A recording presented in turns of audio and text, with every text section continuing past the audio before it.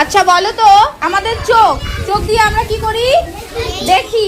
এই চোখের যত্ন নিতে হয়, তাই না? চোখের কি নিতে হবে? যত্ন নিতে হয়। তাহলে আমরা চোখের যত্ন কিভাবে নিব? বলো, কিভাবে চোখের যত্ন নিব? বলো, কে বলতে পারবে? চোখের যত্ন আমরা কিভাবে নিব? তোমাদের আমি শেখাইছিলাম।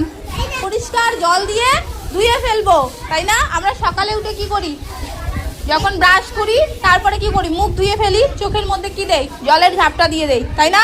ঠান্ডা পরিষ্কার জল আমরা কি করি? চোখের মধ্যে দেই, যেন চোখটা পরিষ্কার থাকে, তাই তো?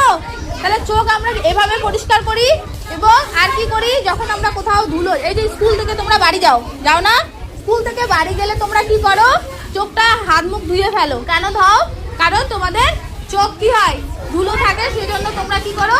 সেটাকে ধুয়ে ফেলো। এভাবে আমরা কি করি? চোখ পরিষ্কার রাখি।